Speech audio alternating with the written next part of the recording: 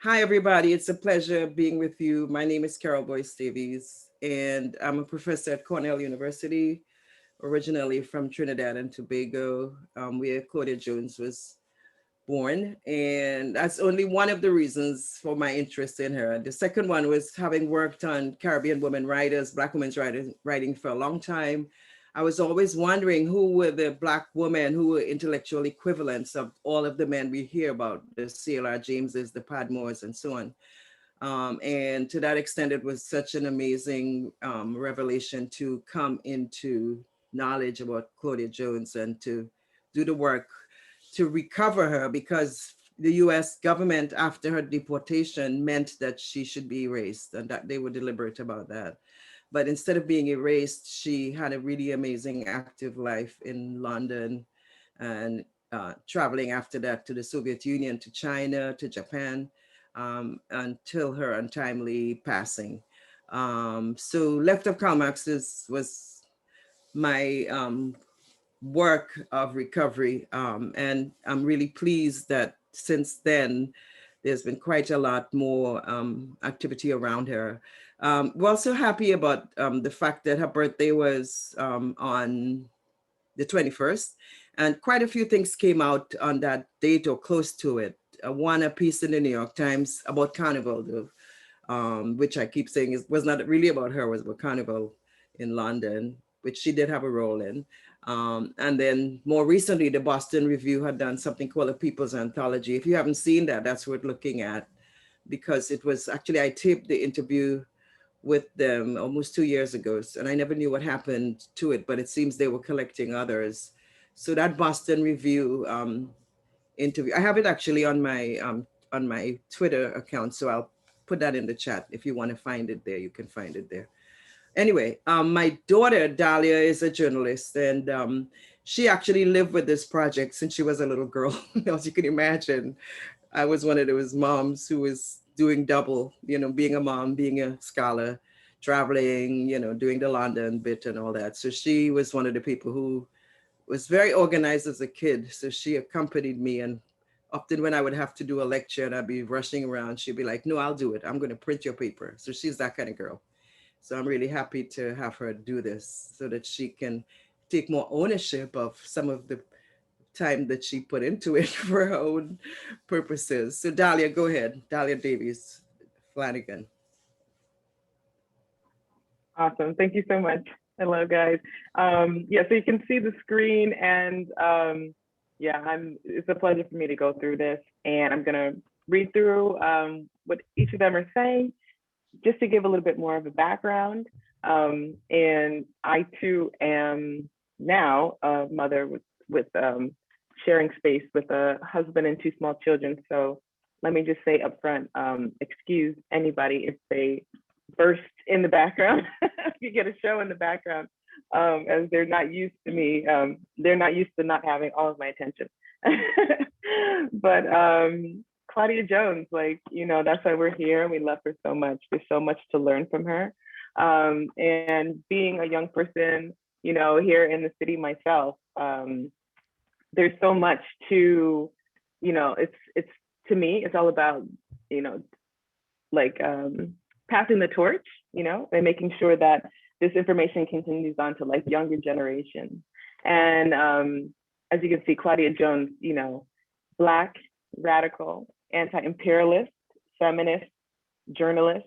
These are all very powerful things, right? And one of the biggest takeaways that I got knowing about Claudia Jones and learning about Claudia Jones is that she is considered the mother of intersectionality, right? So we hear intersectionality all the time. She is the mother of this because she's the one who's, positioned left of Karl Marx, being a woman, being radical, being feminist, all of these things. That's the love and joy that connects it all, and that keeps it there. And it is important to say as well the journalism piece, I think, as well, carrying the torch, because one of the most important things is spreading the word. It's important to have these kind of communications. So again, Sudip, thank you so much for introducing and hosting this space and for having this container for us to share this information, political education space. Thank you again.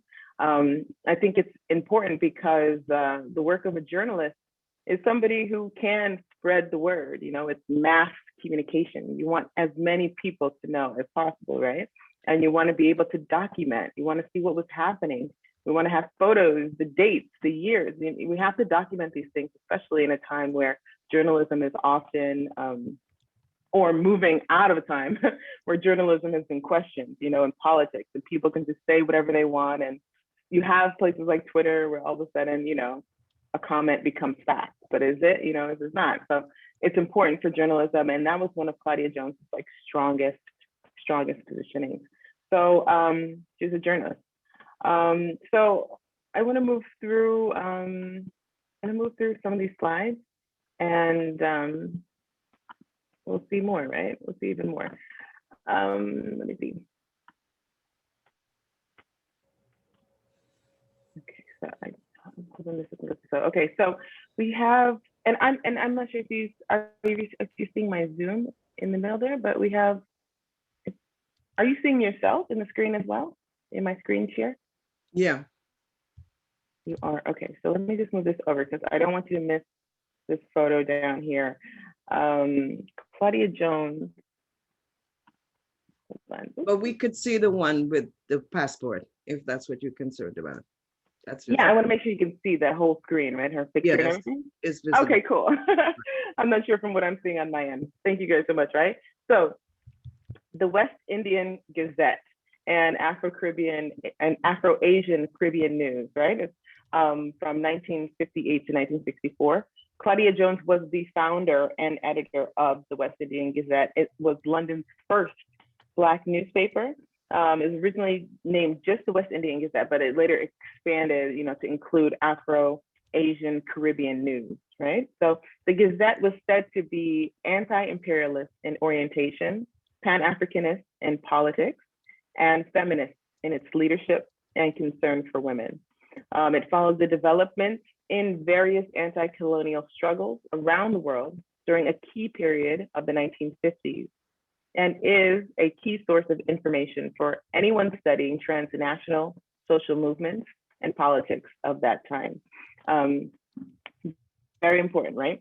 And it was in this time that the publication was a driving force of pride and liberation, connecting and educating concepts and communities.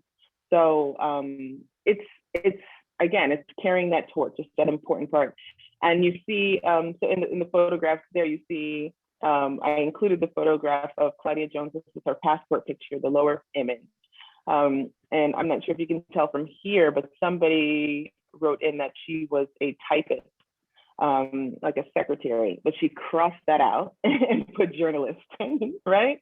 Like, get it straight, right? Get it right. It's a major difference. And, you know, that shows a little bit of personality, you know, a little bit of, you know, the perfectionist, the person who was here to explain her, to like share the message and to make sure that everyone knew exactly how to position her. So the Gazette, you see, oops, sorry, let me go back.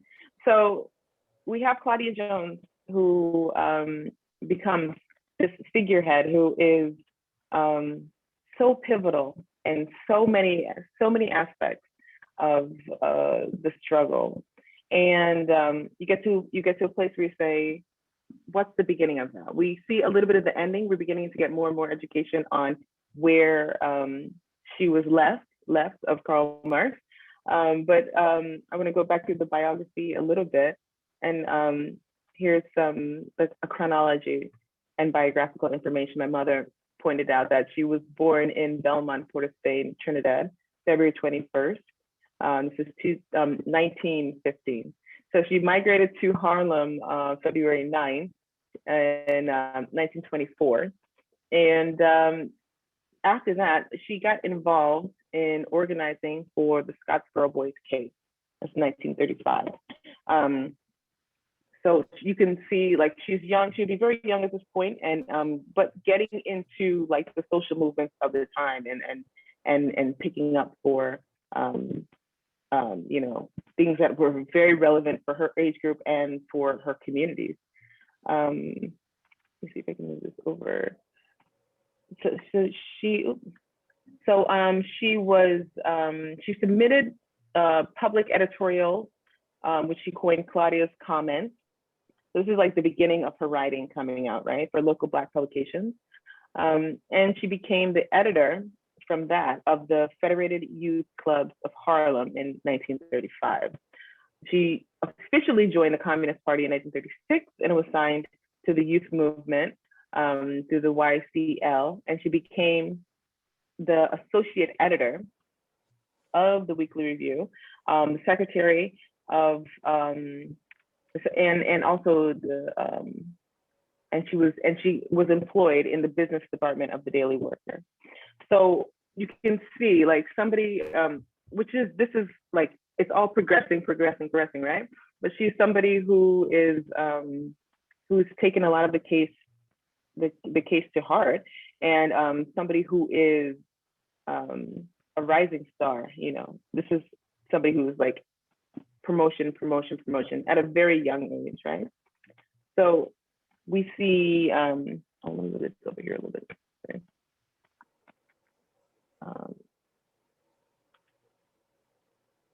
I'm just trying to minimize this thing. So we see young Claudia Jones here on the cover of the Young Communist Review, and she is. The quote is that I was impressed by the communist speakers about the Scottsboro Boys frame up against young Negro boys who explained the reasons for this brutal crime, and who related the Scottsboro case to the struggle of the Ethiopian people against fascism and Mussolini's invasion. Friends of mine who were communists, although I didn't know it then, seeing my discussions, began to have frequent discussions with me.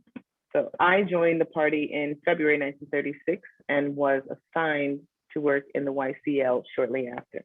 So again, we see the forward movement. You know, this is the rising star that she was becoming, that everyone was to take note of.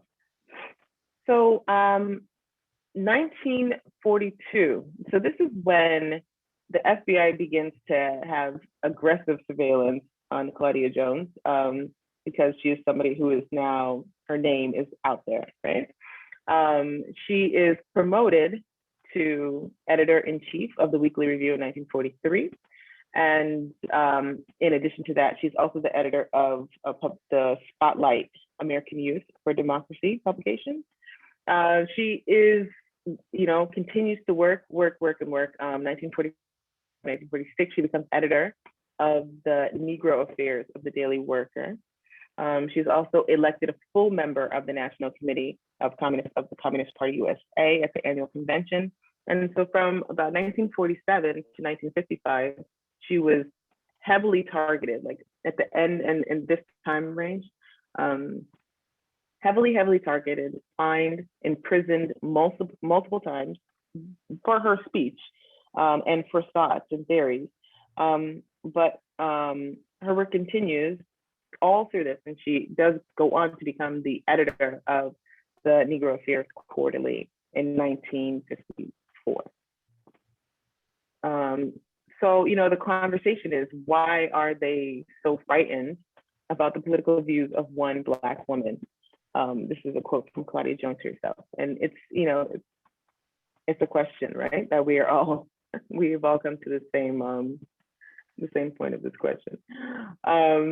So this is a speech from March of 1950.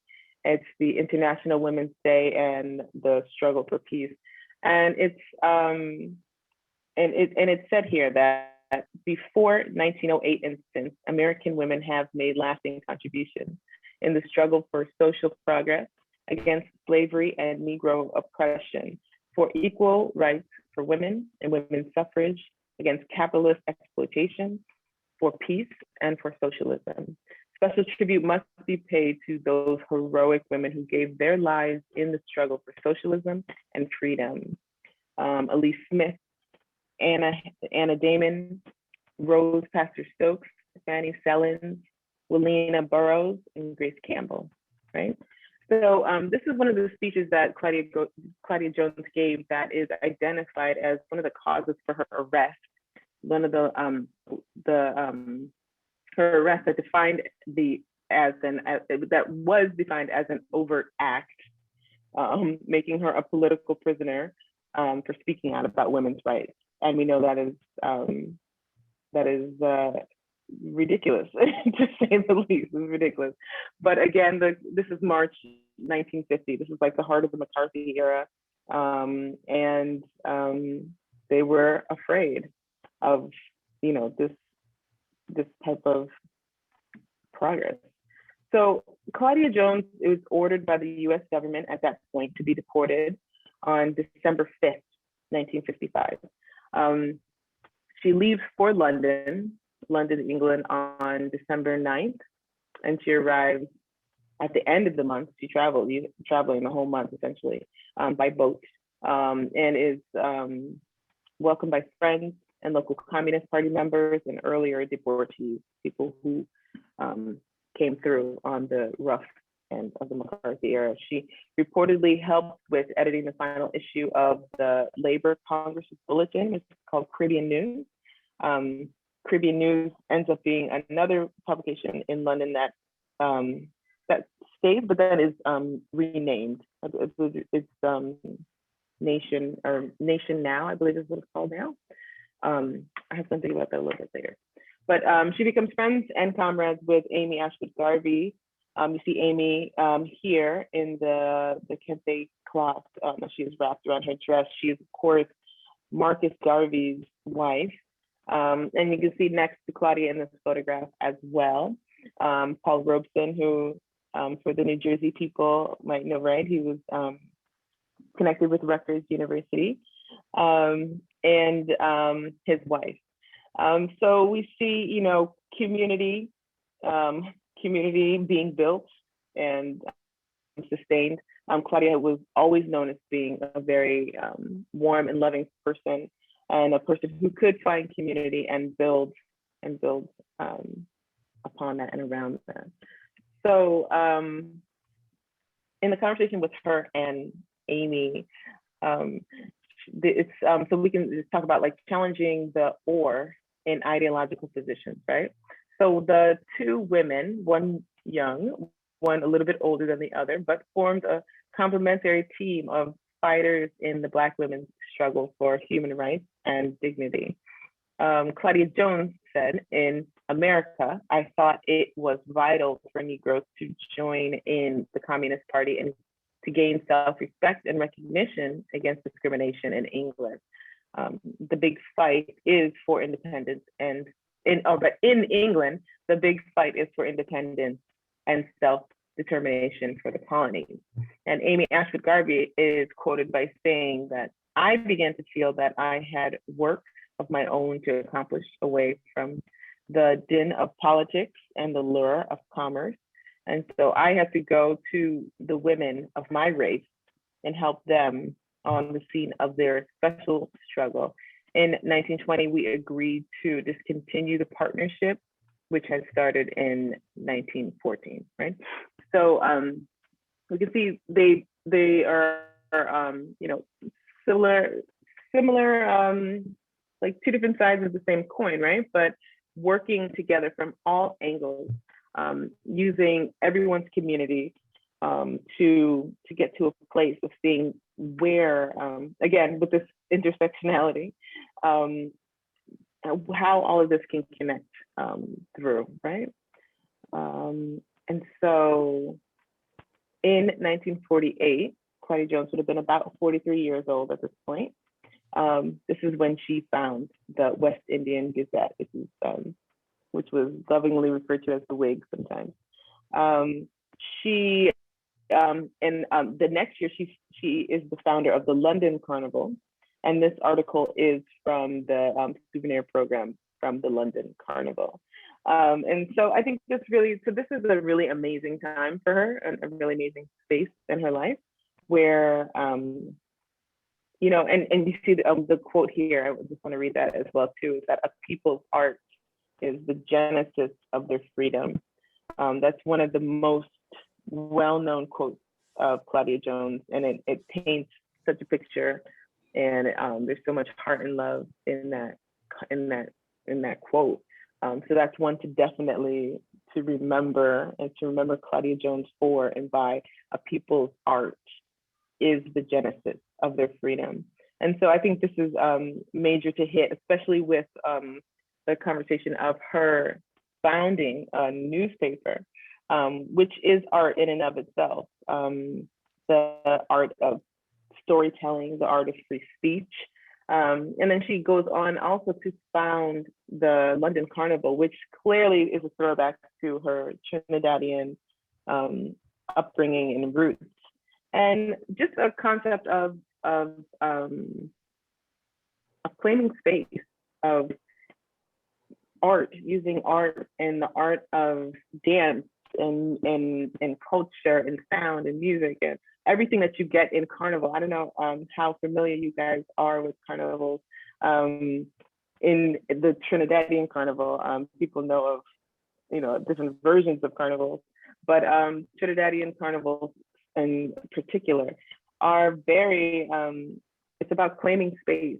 It's about, it's release, it's fun, it's joy, it's a homecoming, it's all of these things. And Claudia Jones brought that all together with her. And this is somebody who had just been deported. This is somebody who had been, taken away from family, taken away from what she knew, her community, everything. This is somebody who had been, as I said, again, imprisoned multiple times, had a lot of health illnesses and health concerns in being imprisoned, horrible conditions.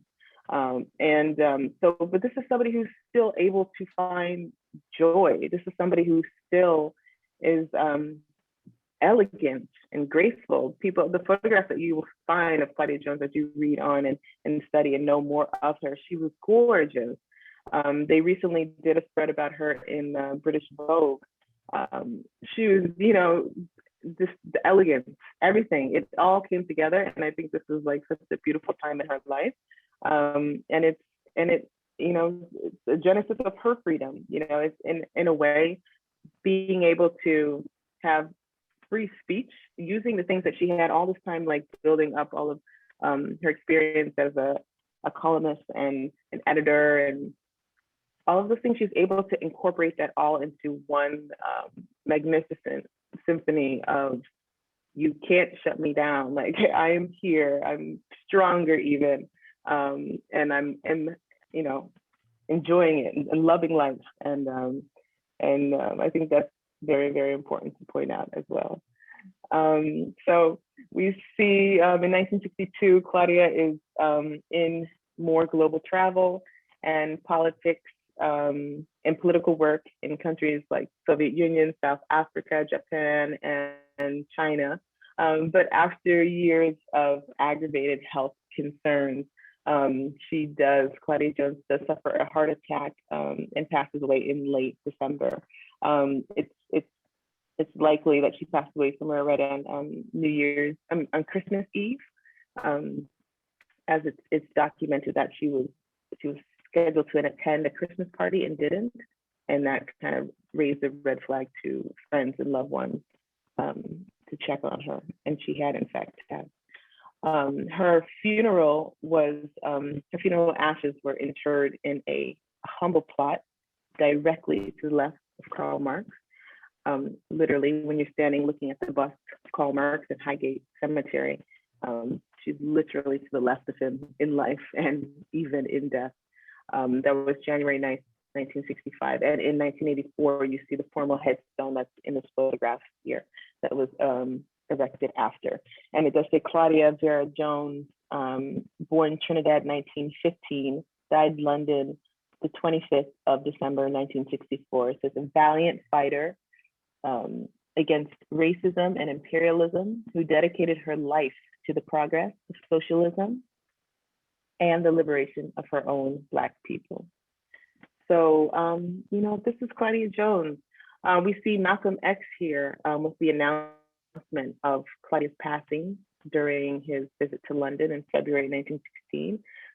This is just a little timeline for Malcolm. It says November 30th, Malcolm X flew to the United Kingdom, and on December 3rd, he participated in a debate at the Oxford Union, which aired on the BBC.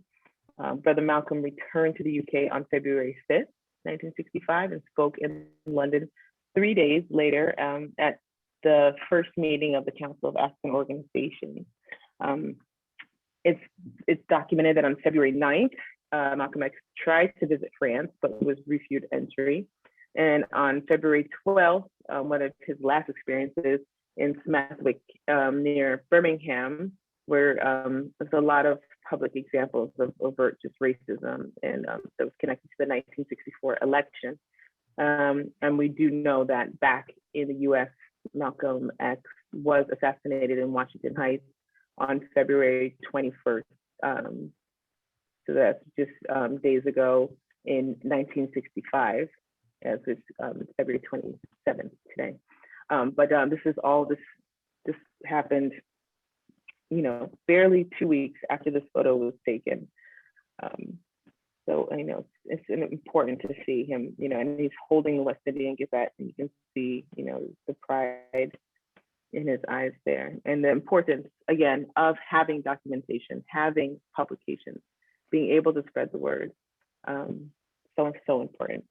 And I just wanted to close too, just, you know, a moment for some of Claudia's journalistic and cultural legacy, especially in London. And again, we're going to speak more about Claudia Jones, and as you'll read more, there's so much more, so much about Claudia Jones. And again, this is just, you know, to get the point across, to just dip your toes in the journalism waters and a little bit of the carnival waters.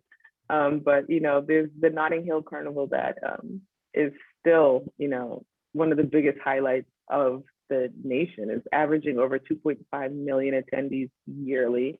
There's The Voice, which is one of the biggest Caribbean newspapers right now. It's one of like the main, it's not like the only Caribbean newspaper that follows in the legacy of the Whig. There is the New Nation, that's what I was mentioning before, which was formerly the Caribbean Times. And I threw in my mother's book, Caribbean Spaces, in there as well, as you can see, because it is also, to me, a continuation as well as of Claudia's a journalistic approach, and also the concept of claiming space, the concept of, you know, Caribbean, having Caribbean spaces and celebrating them, and using them not only in a political way, but in a social way to honor, you know, history, legacy, culture, tradition, honor all of that, and finding spaces for yourself, even if you're somebody who had been deported or had been in such a situation that was against, you know, fighting against the government, you know, to be somebody who can still find space, to be somebody who can still find your joy and your culture, and to continue into the next generations. So that's the part that I love to share with Claudia, and I thank you guys for listening. Super. Thank you, Dalia. That was amazing. I'm so proud of you. You did an amazing job of putting it in a nice, modern, more contemporary context than I probably can. Linking it to taking it to the next generations and so on. Just one little point, that Caribbean News that she edited, the last one of it, would not be the same. That was like a pamphlet, and actually I have a copy of it, which was put out by one of the sort of Caribbean labor groups. And when she got there and saw that, she was like, oh, this is not good enough, because it was kind of mimeography, and she knew how to do a real newspaper. So that's why when she goes to the West Indian Gazette, you know, she really creates now for the first time a newspaper. So just a little additional information on that Caribbean News. And it seems when Malcolm X was in Smethwick, somebody handed him a copy of that paper, and he happily took a photograph with it. And my sense is, I would imagine Because Malcolm X grew up in and around Harlem, he would have probably run into her as a youth, different generation, of course, but he would have run into her, I'm sure, because the way he's holding it, it seems like he's quite pleased to represent, to hold that newspaper in his hand. I was doing a lecture in Toronto and somebody gave me that. So I'm really photographed. I'm really happy about that. The thing with doing work on Claudia, different people know her. There are different pockets of information. So from time to time, you get information from people just in presenting. And this would happen to me all the time in doing work on her. And I'm so happy that I've been able to help advance the knowledge, as Dalia says, to another generation. So Zifeng is here, and Zifeng is a PhD student at Cornell doing work on, in part, not just on Claudia, but on Black radical women and how they engage China, Black radical people, period, how they engage China, but particular emphasis on women. So Zifeng, you want to start? Yes, hello everyone. Thank you so much for this opportunity to be here. I too am a student of Professor Carole Boyce Davies. So I first met Professor Carole Boyce Davies in China in 2014. So that was also the time when I encountered the work of Claudia Jones. So ever since that moment, I've read Professor Boyce Davies' book many times, and also the work of Claudia Jones's many times. And every time I read, these passages of those essays in the book, I always, feel there's something new to learn, and there's always something that I realized that I did not discover before. So today, I'm just, going to offer, I guess, some provocations, which are actually also something that I recently discovered, something that I think I should have thought about earlier. So I'm going to talk about, first of all, Claudia Jones and social reproduction, which is something that I've been thinking about, which is also something that is very important to activists, which is a major issue that we confront in our society. And I'm also going to talk about internationalism. I'm going to talk about peace, I guess militarism, still considering what, just happened when, the US bombed Syria and things like that. And how Claudia Jones actually offered insights to these things decades ago. And also I'm thinking about how, drawing from my own work, Claudia Jones engaged China, and how that model of engagement with China actually could also offer some insights into how the left can really understand China, right, in a way that is still staunchly against American imperialism, but also still remain critical distance of China, and still being able to develop some kind of critical position on all those things that the Chinese government has been doing over these years. So the first thing that I want to talk about is Claudia Jones and social reproduction. So I think many of you have read the book, and if not, so probably have read at least the first chapter. So in the first chapter of Professor Carole Boyce Davies' book, you will see how Claudia Jones talks about, Black women's economic position in the American society, right? So for Claudia Jones, and based on, statistic information from the Department of Labor, she was able to show that the majority of Black women workers at her time were domestic workers. So Claudia Jones had two interrelated positions on that issue. So she, first of all, believed that people should support the unionizing drive among Black women domestic workers, right? So that is the first thing that she wanted people to do. But secondly, she also wanted, people to work to elevate Black women, because for her, domestic work is really the most difficult and the most exploited work. And for Black women to achieve equality, they needed to have economic independence, right? So Claudia Jones developed these two interrelated arguments. And I want to really talk about the first one first, about unionization of the domestic workers, right? So, and then we also have to think about domestic workers now. right? So Claudia Jones and other Black leftist women in the immediate post-war period thought about the condition of Black women. So they recognized that, you know, social reproduction. By social reproduction, I mean not just the reproduction of people, not just about the birthing of people, but also about everything that we do to make sure that the worker is able to work, the work is able to be exploited, right? So the birthing of workers definitely is one form of social reproductive labor, but there are other forms of that labor. And in many ways, Black women were really, many of them actually were doing reproductive labor. So they were household, they were house workers, right? And they sometimes many times they didn't really work for their own homes, right? They were working in the homes of white people, but they were underpaid, right? And still, when we kind of even just further look at the economic condition, right? Black feminists around Claudia Jones' time were able to see the kind of same pattern that actually emerged under slavery. So first of all, they were able to talk about how regimes of slavery and colonization actually still shaped the patterns of household labor around the time of Claudia Jones, right? But also they wanted people to unionize, domestic workers, because still around that time, the dominant model of labor organizing was actually still about the factory floor, right? Was still about productive labor, which in many ways was still very masculine, right? So around that time, the ideal worker, the worker that people were thinking about were men who were in who work in industrial jobs, right? So people like Black domestic workers were not really considered within the realm of the worker.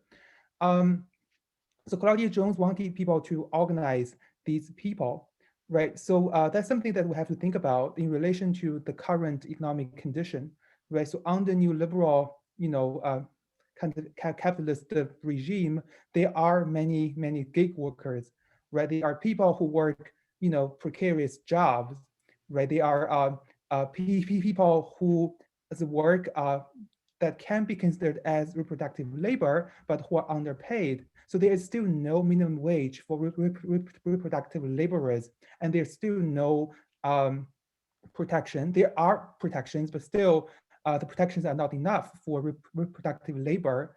And I think the work of Claudia Jones with regards to Black domestic workers can actually help us rethink the nature of reproductive labor, in particular housework, right? So still, I guess later generations of feminists, including Selma James and Silvia Federici, so they wanted, domestic work, unpaid domestic work performed by mothers and wives to be paid, right? But still, they were also asking for a reconsidering, a reevaluation of reproductive labor, which Claudia Jones did in the 1940s and 50s, right? So I think that's something for us to consider, right? How we can organize those people who are doing reproductive labor around this time, and how we can draw from the work of Claudia Jones to do that.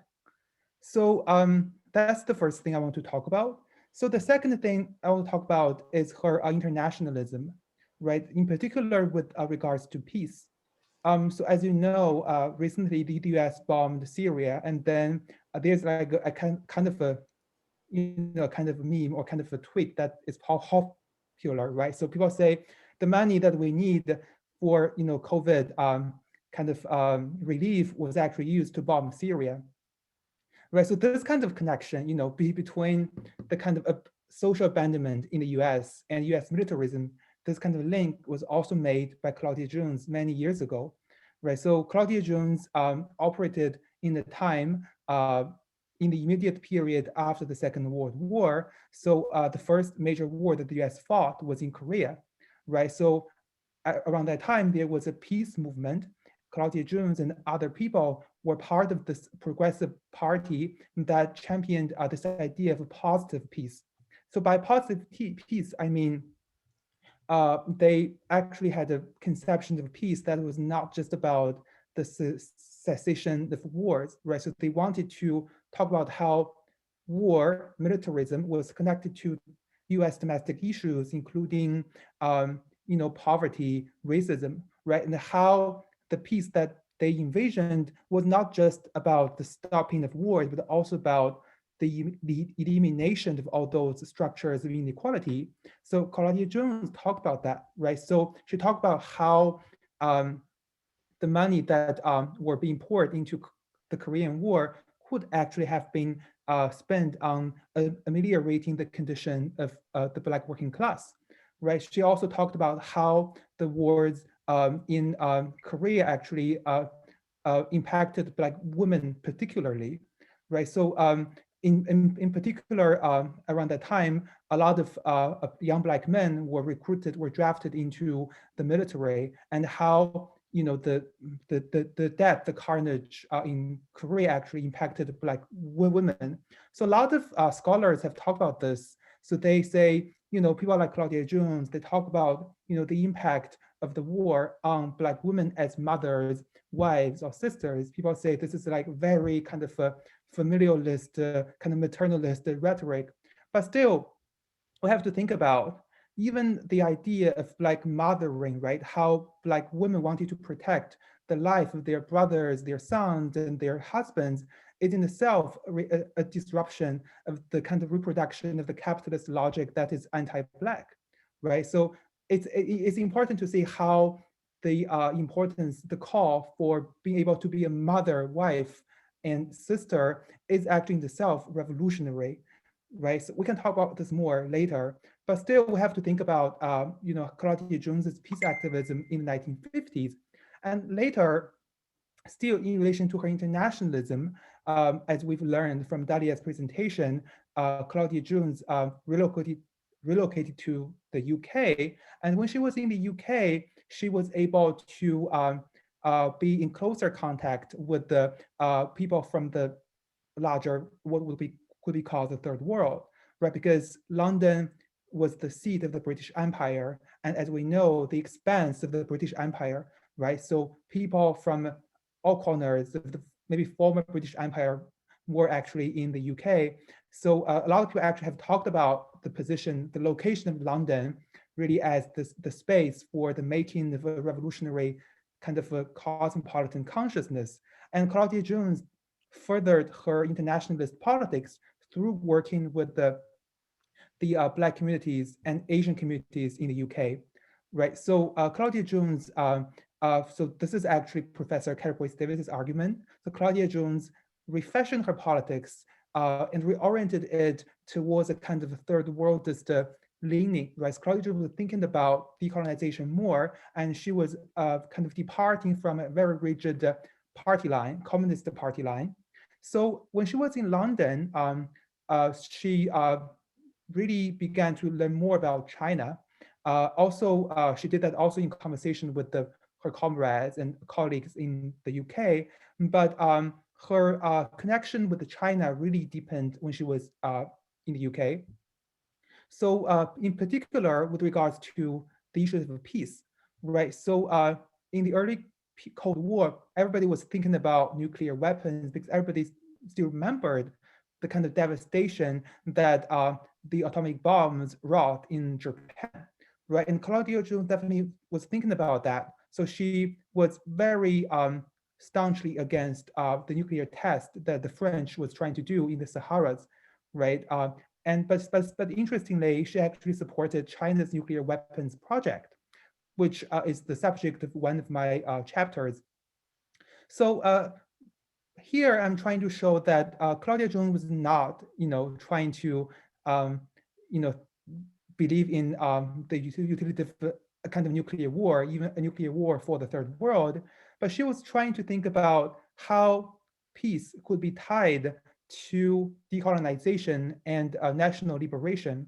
So when she was trying to support China, she actually opposed the Soviet policy of peaceful coexistence, right? So she definitely wanted peaceful coexistence, but for her, peace could not be possible without the victories of liberation struggles.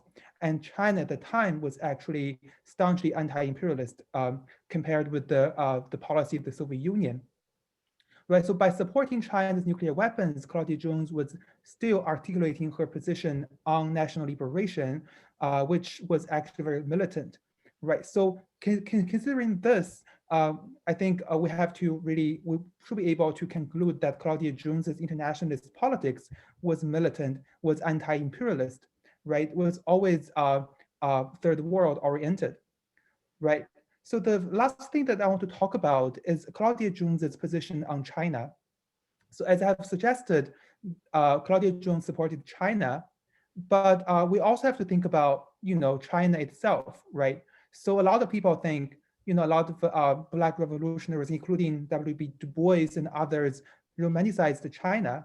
Claudia Jones did that as well, because at the time there was really no information about China, right? Even the so-called China scholars, those trained in the academia, they still didn't know much about China. They weren't able to go to China to study. Many of them actually were only able to study China in Taiwan, right? So, but still, regardless of this kind of romanticization, it is important to still read and understand what they describe about China, right? So if we don't want to see this as factual accounts, we might be able to extract some visions of future that they articulate in those so-called romanticizing accounts, right? So that's something that we need to do. And in Claudia Jones's, I guess in her accounts of China, what you can see is not just really a kind of unqualified support for China. So on the one hand, she was definitely anti-imperialist, right? But on the other hand, she actually disagreed with major Chinese positions on many issues, right? So she wasn't that anti-Soviet Union. She didn't want to get herself embroiled in this China-Soviet split.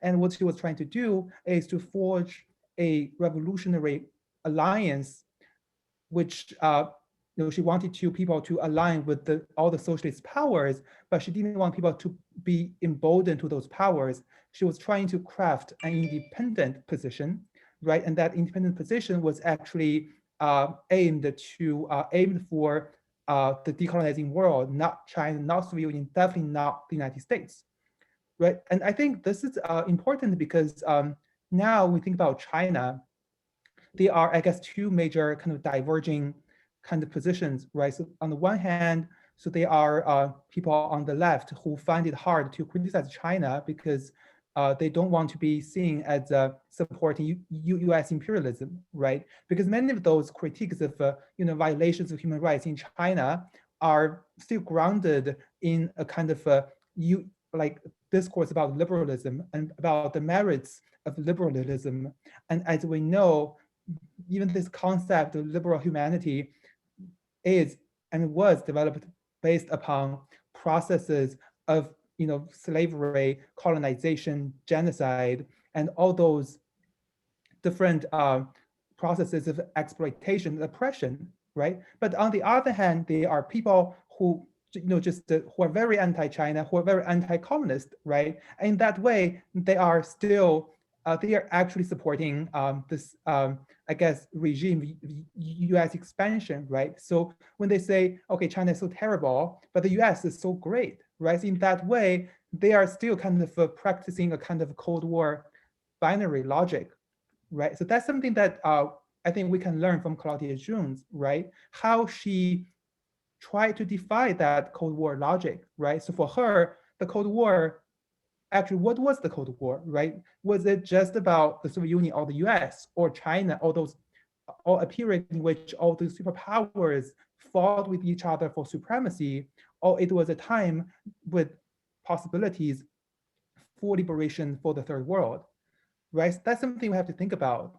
So we have to think about how we can, reorient our really attention towards the liberation of the people who are still being oppressed, right? And how, even US-China relations could be reimagined, not about those powers that are still fighting against each other, but about how it could be a relationship that might be generative for different possibilities. That under which our life could be a lot better. So in general, I think still there's always so much to learn from Claudia Jones. And I definitely encourage people to read more and to really see what kind of insights you can actually learn from Claudia Jones in relation to all those kind of current struggles, current, dilemmas that we are facing.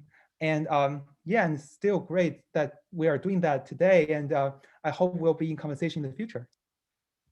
Wonderful. Thank you, Zifeng. Super. So Sudip, I'm going to turn it over to you so you can decide how you will run the last part of this.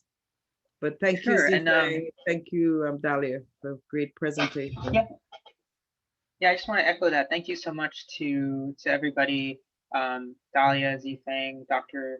Davies, for that amazing three-parter there. I feel like we've gotten a biography of Claudia Jones, more connections about her life, and really the significance of her work when she was even, because what's so, well, I wouldn't say, I mean, it's heartbreaking but fascinating because of how she was able to twist a negative situation into relatively a positive one.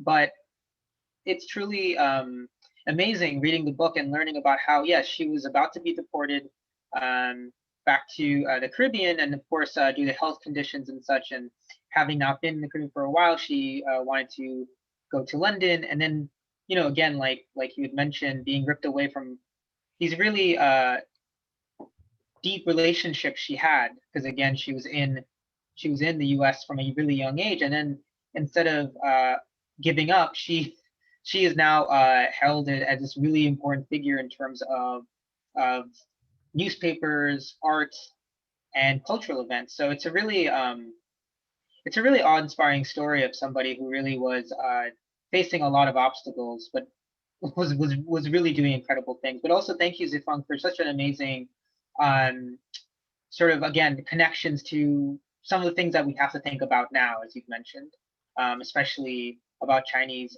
US relationships, but of course, again, like you said, labor relations, and what does it mean to build a really relevant and strong labor movement, if you don't have domestic workers and agricultural workers, etc.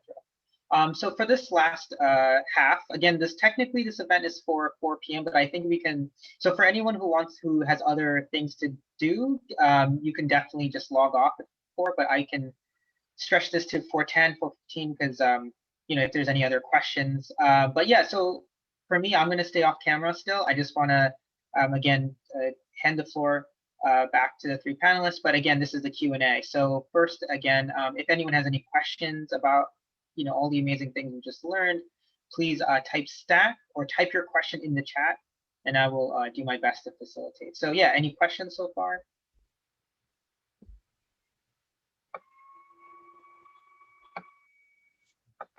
Oh.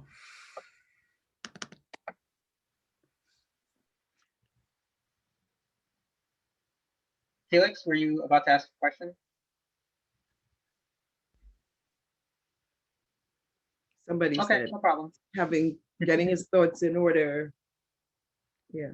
Awesome. Yeah, that's perfect. Anyone else have any immediate questions right now?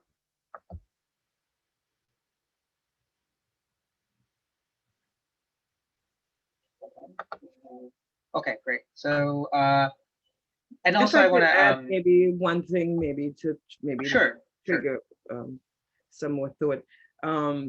Most people think of the framing of women, race, and class as originating with Angela Davis.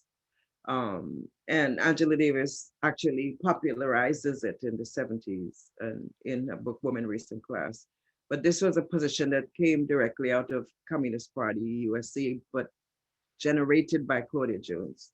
According to Harry Haywood, she was the person who put on the table in the Communist Party for discussion and for acceptance the question of race and class.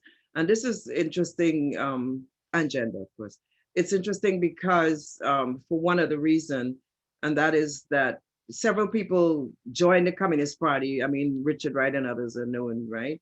But then Amy Césaire would be another option, but did not stay in the Communist Party, but she did up until leaving for London. And then when she goes to London, she attempts to be involved, but she runs into sort of British polite racism.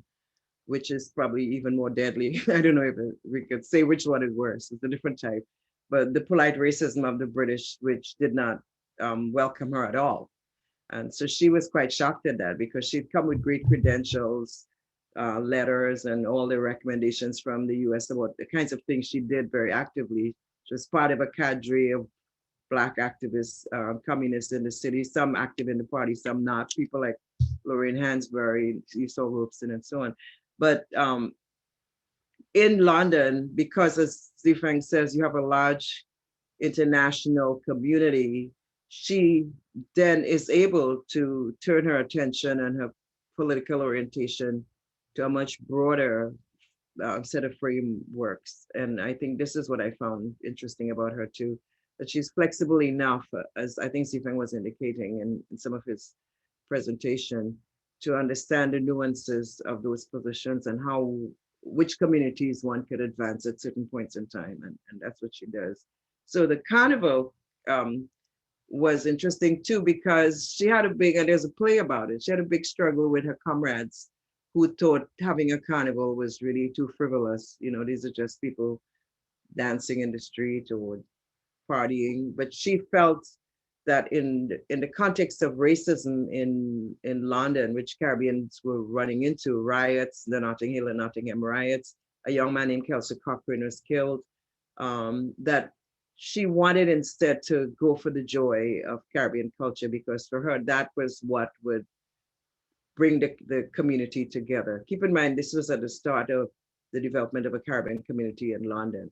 So she is really central in creating those institutions that would sustain that community. And this is what Dalia's point is about the journalism.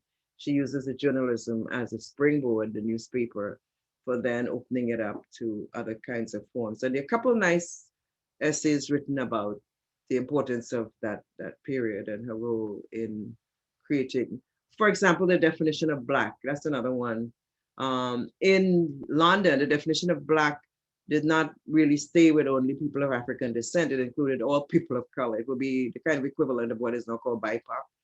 For her then, and for in that period, for her, Black became an umbrella category which embraced all people who were challenging whiteness as constructed in terms of white supremacy. So many, up until recently, and up to the times when I would go to London, and I think now it's changed a little bit more, where there's a category called BME, but up until recently, you'll be surprised at people who define themselves as Black, because phenotypically they did not appear Black, they were Asian, they were Brazilian, with racial combinations and so on, Asian, but they define themselves as Black people. And so Black was a very fluid category at that time, which allowed a lot more participation than the sort of rigid definitions of Blackness that one ran into in the US, based on the sort of US one-drop rule and all of that.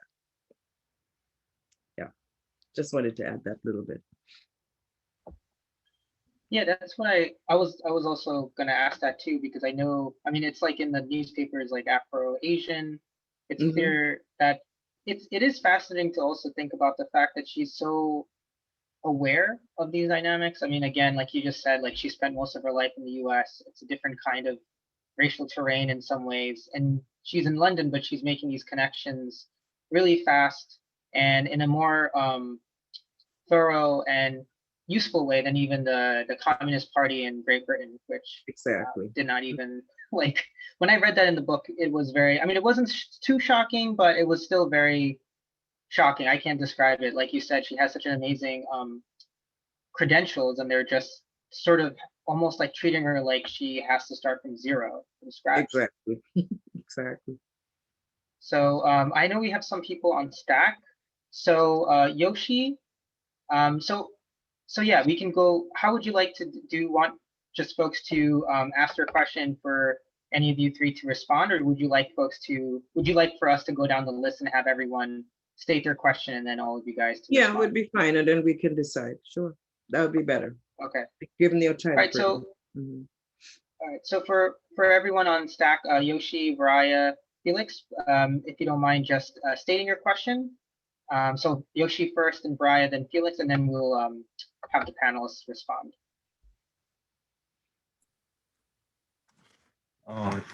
Yeah, thank you.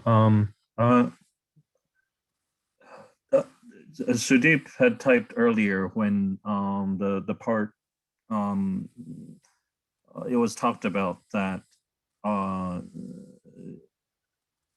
Claudia Jones, correctly pointed out that like these monies being spent on war could be spent at home, and like it actually reminded. Well, I mean, nowadays it's like almost like a common refrain, like people talk about all the time, but it's hard to see how this like generates like the kind of kind of like a push for people to shake themselves out of the stupor. Like maybe this is just because of the infection of empire mentality. But it also reminds me of this one other thing though, like when a friend of mine, and he happens also to be from the Caribbean. His family is originally from Haiti, and he went to teach in Japan for a while.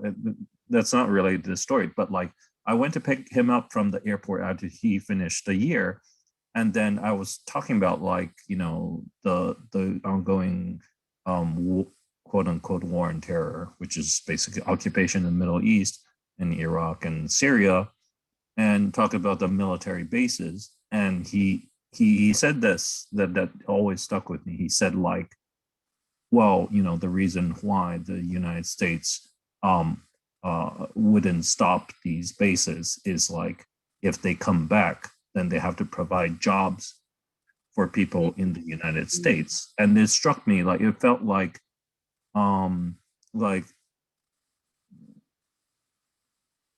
mean, this is almost kind of like they need to have these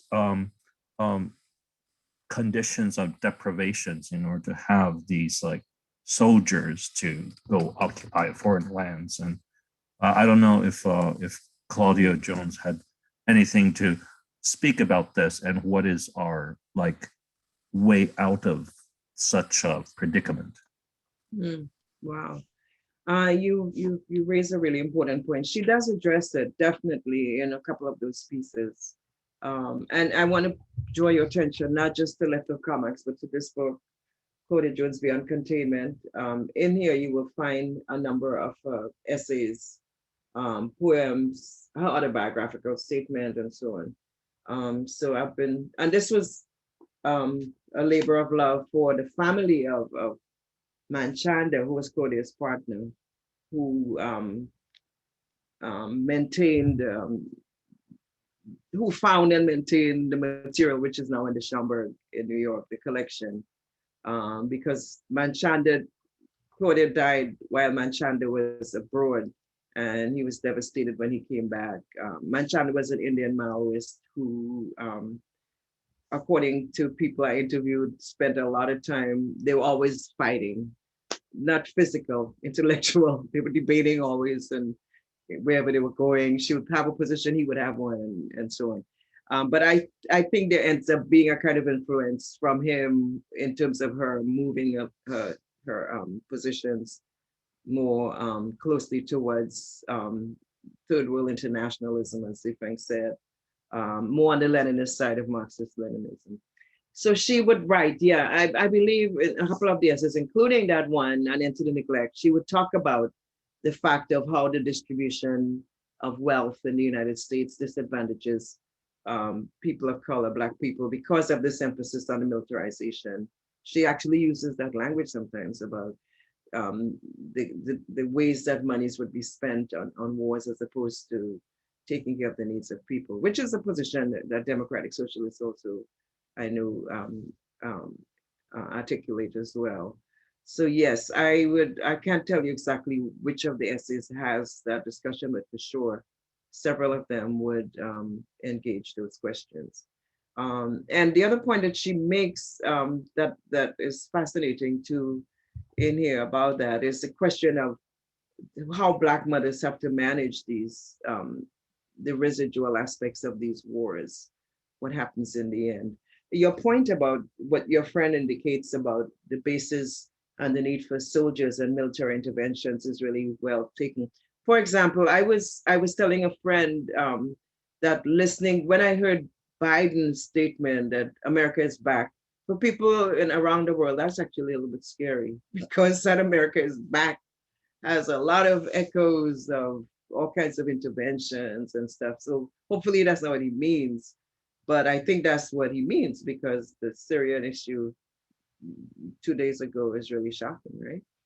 So it is a kind of American might that has to be activated from time to time. And this is what I think he is, as many presidents do, they want to show, Obama did it too, they want to show the power of the US military.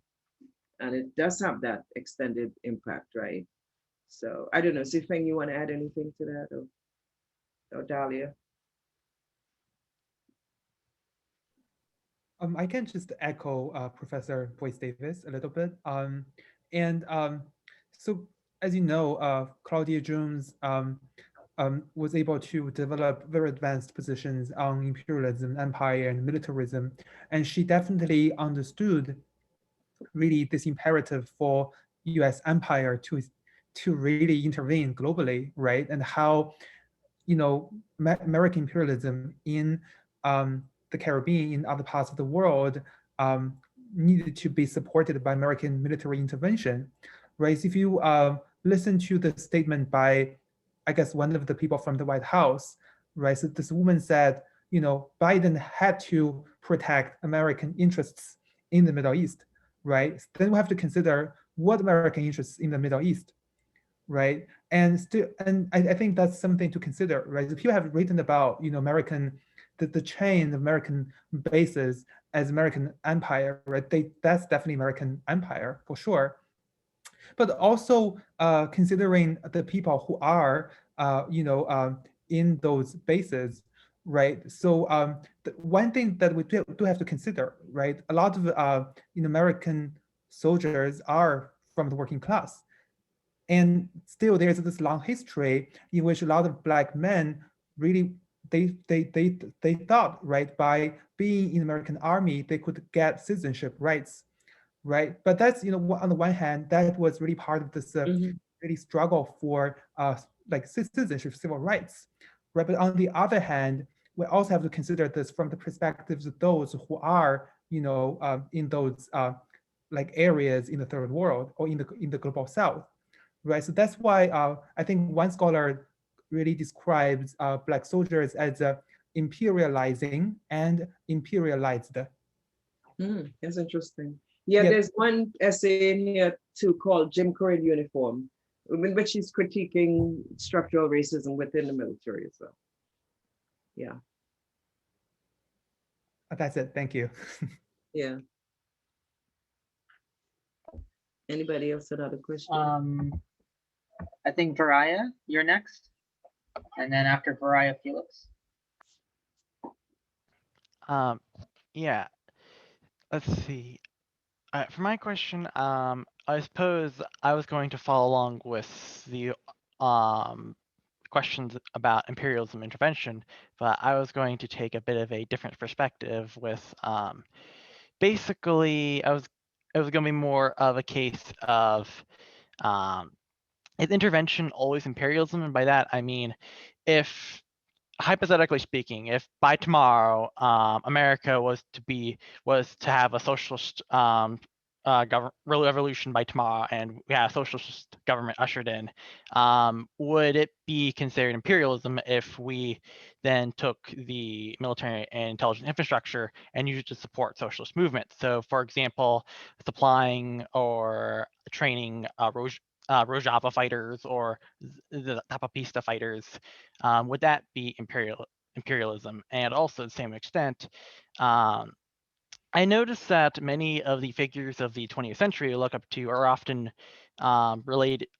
members of the Communist Party, who has a bit of reputation as basically being as I know particularly the American Communist Party has a bit of reputation for really towing the line of the Soviet Union, who many would argue often were imperialistic in of themselves. They just put a red coat of paint over it to make it seem like that they were anti-imperialist, when in reality they were often not.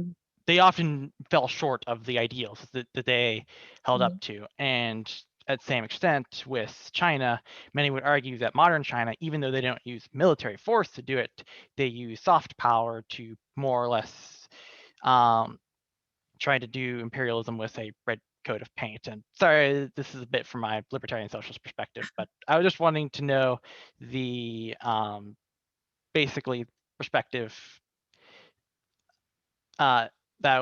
basically perspective for these questions from like I guess, for lack of a better term, I think I'm losing coherency with my question here, but yeah, my position on that is that one has to have a consistent critique, you know, of all of these manifestations to see how they are deployed in each context.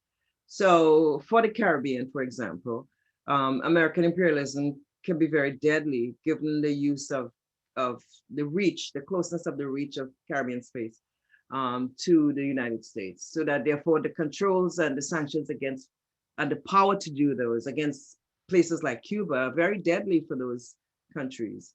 So you still, just as you have policing of Black neighborhoods, the US similarly polices the Caribbean by a Coast Guard and so on. It's always this threat lurking outside of these Caribbean island nation states. So they end up having to be sometimes coerced into certain kinds of responses to this US power. Claudia has a really nice piece on this called American Imperialism and the British West Indies, which many people haven't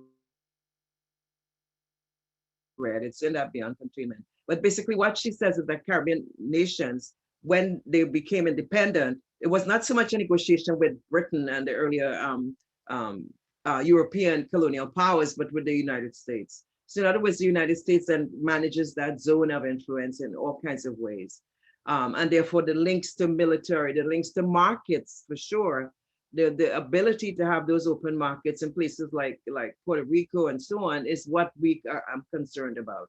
And what I think that's the sort of Left of Karl Marx framing is about, because it's not so much just being satisfied with any kind of dominance, but really looking at how people are managed within those structures. So think Puerto Rico. I mean, think of what that means in terms of American imperialism, the struggle for Vieques, and then what happens afterwards when they have a horrible hurricane, when they're sort of left on their own to manage, you know, their lives afterwards. So my angle is to look at how these manifestations are operating in each context. And I haven't studied fully all of the other versions, but I'm familiar with what they look like in what they looked like in the Soviet Union and what they look like in terms of China's relationships to Africa and the Caribbean and so on. For sure, one has to be, but keep in mind the African elite is often in sort of neo-colonial structure, very much involved too in maintaining these relationships. So I'm not in the group that blames China for all of that. And when I was at a conference called Codesra in Senegal, and the analysis was infrastructure over mosquito nets. And I love that because essentially the idea from the West, from the Americas and from America and from Europe is to sort of manage Africa by giving them, you know, a few things. And many of these countries, you can hardly travel on the roads to get from point A to point B, have a proper airport, have anything at all. So the extent to which African leaders do not negotiate properly with China, Chinese business interests when they come into those countries has to be similarly critiqued, and even more so than just saying what China has done this and that, when in some cases that's the only time people got a road. That's the only time they got an airport that works. What do we do with that? So it's these leaders, the leaders in these countries, how they navigate. Often they're taking the money from aid and it's going into private banks in Europe and so on. So to me, it's a dual critique then of what happens from these powers that have the wherewithal to control and manage like they do. And then on the other side, what happens when in the leadership of those places that have really sold themselves to capitalist interests and operate within in very specific neoliberal parameters. We were in Puerto Rico and Dalia was actually there. We were driving and we were looking for a particular place. And when we stopped, the guy said, well, you have to, if you go by 5 McDonald's, you will find it. So in other words, McDonald's became like, come on, McDonald's? You know, if you go by these McDonald's, then you will find a place. So McDonald's became like a landmark.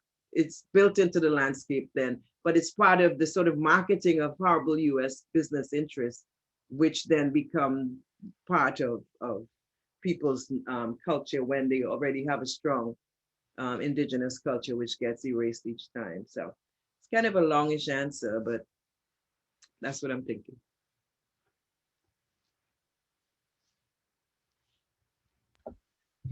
Yeah, I think these, I mean, at our chapter, we try to discuss, we've had, I think we've read, like, say, Walter Rodney and trying to understand how to define colonialism, imperialism too, so we can, you know, see how it tracks with what's happening now. You know, at our chapter, we talk a lot about, you know, what China's doing, obviously, in terms of certain populations as well, but to make sure when you're talking about it, we're not, as Zifeng said, you know, like sort of reinforcing a certain kind of liberal discourse that then weirdly, I don't know what to say, like weirdly avoids then discussing our own issues and discussing, like, you know, similarly, like when it's recent, you know, about what's happening, say, with the Uyghur population, what's happening in Hong Kong. It's important to always be in solidarity with folks who are facing oppression, but then again, it's it can sometimes be weaponized to such a degree that it sort of obscures what's actually happening in front of us here. Like, you know, it's not saying like you have to fix your own house to fix others, because like with Claudia Jones, internationalism is so important. But I think in terms of critiques, we have to be aware that we're still in a very global capitalist hegemonic world where the US is very much in control and its allies are very much in control in lots of parts of the globe. And creating conditions that other countries are sometimes forced to respond to. So having that kind of deep critique is, you know, deep understanding is very essential, especially when we're trying our best not to reinforce that liberal discourse about particular countries as well. Because even right now with the anti-Asian hate crimes that are going on in the US, all of it's sort of connected, I feel like, in terms of discourse and how certain kind of global politics are leveraged. And like you're saying with Biden himself, I think, took an ad out on Trump during his election, where he was like, both of them were sort of trying to prove themselves as being the person who's hardest on China. Trump, you know, obviously weaponizing China with the false narrative about, you know, COVID, and then Biden hitting back with saying he's actually in the pocket of China. And I feel like that kind of discourse is something that is very dangerous, and that's why we have to be very specific in our own critiques. So I see Felix has written something, but also I know Felix, you're also on cue for the next question. Do you want to go next? My question was primarily around, I guess, the topic discussed on page 64 and 65, where it's discussed the it's impossible to postpone the question of national liberation until socialism is established, and that they reject, even in the name of internationalism, denial of the right of self-determination. And I guess Claudia Jones does have pretty strong anti-imperialist positions that would explain this, but I was wondering if there was a risk that comes with national liberation generally that involves class collaboration, where the efforts invested into sustaining the national liberation and then the competition with international capital results in the national bourgeoisie just holding power ad infinitum, and then any further revolutionary potential is, I guess, wasted. And because a lot of the cases where there have been national liberation movements, we've seen that in the end, there's still, the new governments are now kind of debt trapped to the prior colonial master, I guess. and the debt still kind of serves as maintaining the imperial relation, while there was like all the efforts for national liberation in the end didn't manage to solve that one. Is it still worth it in your view to pursue concepts like self-determination? I don't know. That's a good. I think self-determination is always important. I think Fanon probably, sadly, he too died young. So whatever positions he would have had subsequently, we never get. But he does write about that question about national liberation and what happens often, with the collusion of certain class interests. But self-determination is itself fundamental. People are still talking about the South, right? And the last election with the work of Stacey Abrams made it become much more prescient again. I thought what Claudia and the others were saying in that self-determination in the Black Belt was that for Black people, there had to be some areas where there was relative ability to manage one's own resources and one's own life. And that to me is what self-determination is in the end. So I'm not sure if I see a contradiction in one or the other. I don't see that as, I think fundamentally what happens is that the independence gets mortgaged to these other interests, particularly if they do not have a politics that is beyond just getting independence or just getting flag independence. It's happened in the Caribbean consistently. So I would probably just say that, and that is as far as I would go at that point.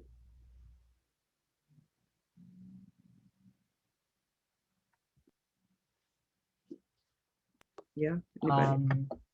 Jessica? Hi, I just wanted to say thank you. This has been such a great experience. And I wanted to say also that my question would be, Claudia Jones doesn't get a lot of attention. I saw that Google did honor her last October by mentioning her. But overall, like in school, like so many things about history, she's, like you said, the mother of intersectionality. And yet, even minoring in like feminism and stuff like that in college, you don't get a lot of exposure to her work at all. And I was just wondering if you had any thoughts on that, or whether that's directly more related to her, to indeed her anti-imperialism or her Communist Party efforts. But again, she doesn't seem to come up a lot or get the attention that you would think is due. Mm-hmm. Yeah. Dalia, you want to say anything about that? Yeah.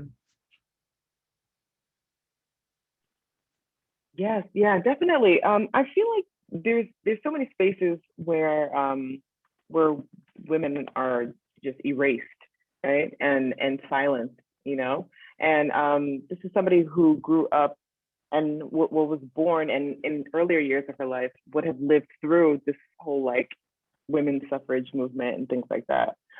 So it's a long line of being silenced, of being like, the times when she was imprisoned, it was for her thoughts, it was for her speech, it was for the times when she was being vocal and standing up for a system that, quite frankly, there's a lot of conversations that if we can deconstruct just the misogyny and sexism, we can deconstruct a lot of things.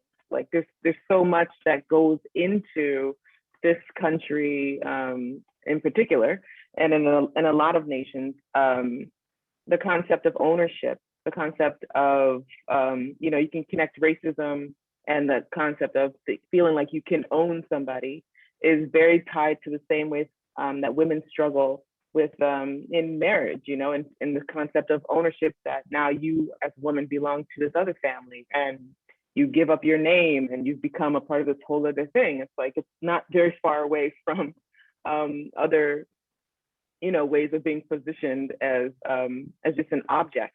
So I think it's, not to say that it's not a no-brainer. It's like it's a kind of position that, of course, this is something that they would want to silence, you know, and unfortunately, a lot of school systems, you know, you just don't get this knowledge, you know, and that's why it's fantastic to have organizations like this where, you know, you can have these conversations, and it's a shame that you don't get it in school.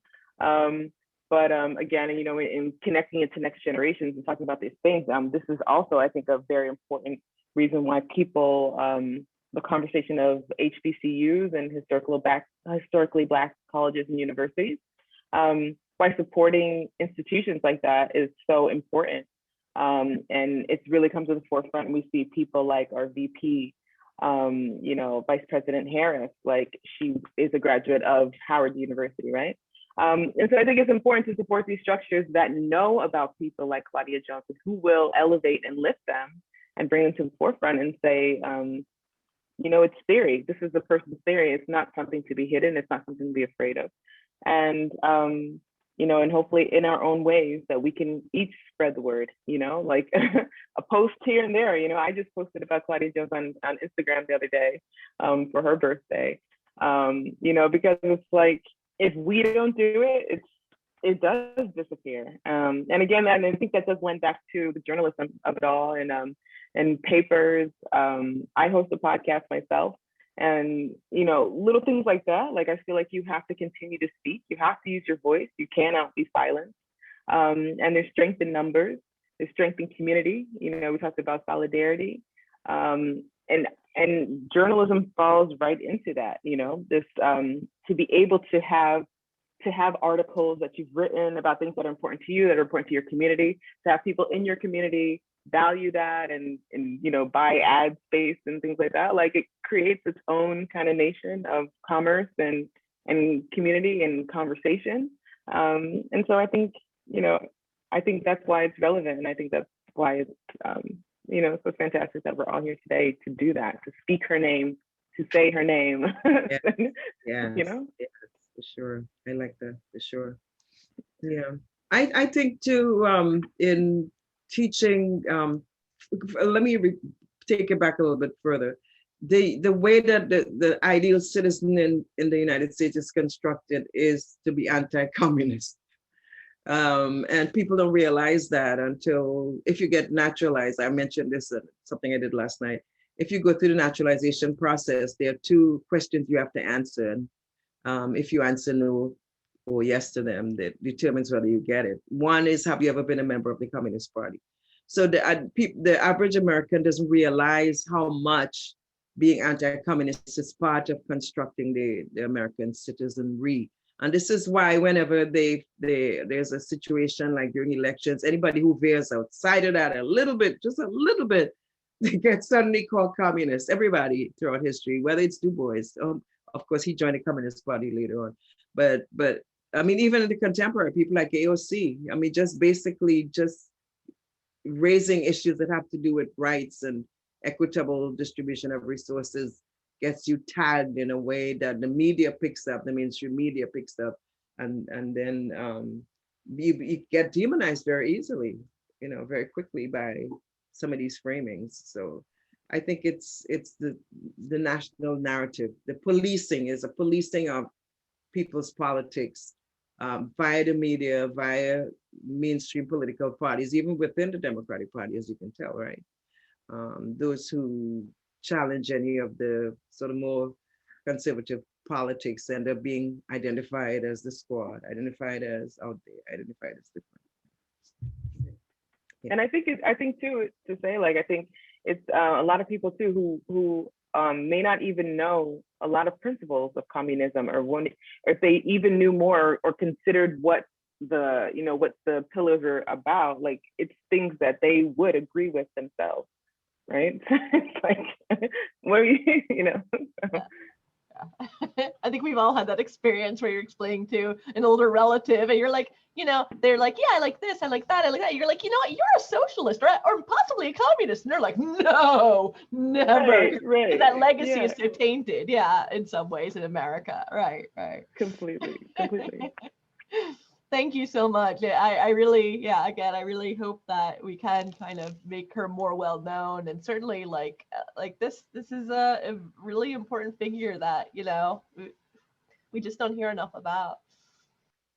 Yeah, most women's studies programs, they don't, including Black women studying Black women, they tend to keep the narrative tends to be very linear, where you go from Harriet Tubman out and you don't really look at anybody else. So Claudia kind of operates on the sort of outskirts of all of that, because that linear narrative, which is very US centric, doesn't really account for somebody like her. And this is one of the other reasons why I ended up doing work on her. Yeah, it's really, you know, that you could go through college and you could, again, take a lot of courses on feminist theory, or you could be an English major, or you could be, you know, you could be so many things, or you could be in journalism, and you could not hear her name in a 4-year period of learning. Is kind of absurd, right? Like, That's absurd. Yes. Okay, so it's like 4:19. Sudip, are you closing out? Yeah, no, I just want to say again, thank you so much. I just have one question, and then we can wrap up, because reading the text, I didn't realize how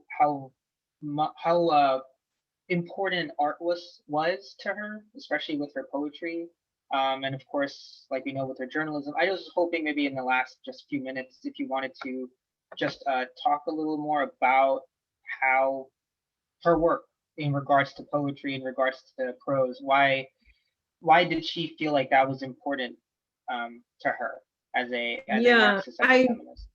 When I did the when I studied the archives, what was available for her, we found 15 poems, and all of them are included in Claudia Jones Beyond Containment. Many of them were written when she was incarcerated, so I have them under the category of prison, what I call prison blues, because they're almost like the blues. She has a really nice narrative where she talks about looking out from Ellis Island, where was one of the places where she was incarcerated, and seeing the Statue of Liberty with its back turned, she said, to them, the people in prison, who was like a virtual United Nations, she said, of people from many different locations. So many of the poems were coming out of that bluesy place, a place of pain, loss. She has one about getting older. She has one about Emmett Till. She has one about barbed wire surrounding her. She has a really interesting one that I love, for Consuela Antifascista, written for one of the Puerto Rican independistas, where she talks about her as a sister, and a sister in struggle, sister from the Caribbean, sister who is also anti-fascist, and which I really love, because she was reaching for a kind of relationship to a Caribbean that she had not been having access to living in the United States. But in a strange way, when she was incarcerated, the Puerto Rican independistas were also incarcerated at the same time. So she met people like Lolita Lebron in Allison, West Virginia, and so on. The US is very punitive. Keep in mind, I've talked about this, that many of the Black people like really happy talking about the Judas and the Black Messiah film and so on. But many of the Black Panthers are still in prison, you know, for some of them 40 years. For lesser things, then they should be punished that long for. And I still think there should be something bigger as an initiative for them to be released. I think at the end of Obama's presidency, there was a campaign for him to release some of them, and he did not. I don't know why, but I know why. But the art and the poetry for her, as Dalia's work showed you, were really critical and central to creating a kind of whole community, and to creating the ability to express fully all of the, you know, historical and cultural feelings that people, you know, still felt the need to live with and articulate. So, and that's the people's art phrase, you know, that phrase, people's art is the genesis of their freedom. So I think that's all I'll say about that. I think that's really Well, again, beautiful. thank you. And I would say Oh, too, sorry. if anybody wants to, it's not Claudia's voice, but if you want to hear some of her poems as well. That Left of Karl Marx I have here, right? It's on Audible too. So you can totally download the book. You can order the book on Amazon there too, right? But you can listen to some of the poems and kind of really hear the cadence and the rhythm. And again, this is a Trinidadian woman. So there is a lot of poetry and art just in her walk, the way she would have walked across the room, the way she speaks, cadence, like it's a part of, it's a whole being, it's a part of all of that. And I think anybody who is, somebody who is striving to live a whole life, it's, and as my mom talked about her partner, Matanda, like there's all parts to this, there's struggle, there's the struggle, there's, fighting, there's activism, there's all of that, but there's many parts to everybody. And there's beauty, and she's an artist in many ways, and she was a woman, and, she was, so that just goes into it. That's who she was. The beauty of who Claudia Jones is, was, will be. Beautiful. Thank you so much again. I definitely feel like we need to have like maybe if possible another like a part 2 on this, because like I just think we just scratched the surface. But again, I'm really, really honored and very grateful for all of you putting aside the time to talk to us and to share this and to really